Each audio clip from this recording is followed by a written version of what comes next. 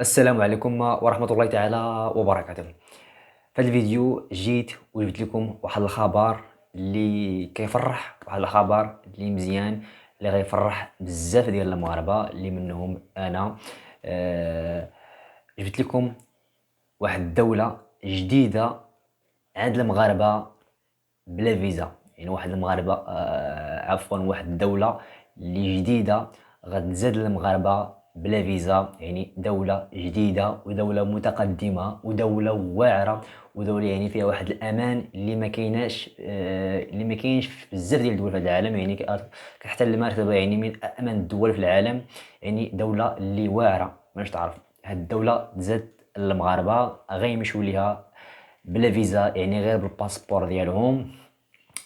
هاد نقرا لكم الخبر باش تعرفوا هذه الدولة.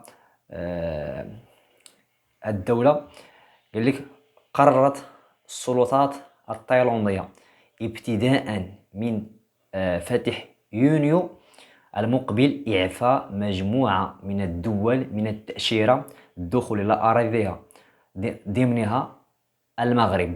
يقول لك ودي ان قررت السلطات ديال تايلاند باش انها تحيد التاشيره لبزاف ديال الدول من 1 يونيو، يعني واحد في شهر 6. بعد شهر 6 بزاف ديال الدول اللي منهم دولة المغرب، يعني في شهر 1 في شهر 6 غتولي عندنا تايلاند بلا فيزا، ويمكن لينا نسافروا لتايلاند غير بالباسبور ديالنا. واللي بغيت نقول لكم يعني ما تزربوش لان هادشي كيبغي شي ديال الوقت باش انه يطبق في ارض الواقع. يعني كاين موقع مثلا ان اذربيجان حيدت الفيزا للمغاربه، ولكن هادشي مازال ما كيطبق في ارض الواقع، مازال كيطلبوا الناس الشراء الالكتروني. ودابا كنقول لكم يعني اي واحد يصبر واحد شويه الا بغى يمشي لتايلاند دابا، صبر واحد شويه حتى يطبق هادشي في ارض الواقع، لان تايلاند بلاد اللي واعر وبلاد اللي مزيان.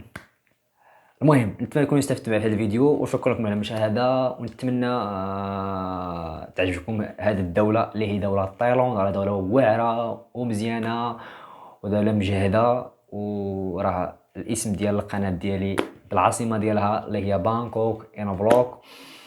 وقيلا حيتاش الاسم ديال القناه ديالي سميتها بانكوك، داكشي تحيدوا الفيزا. طلعوا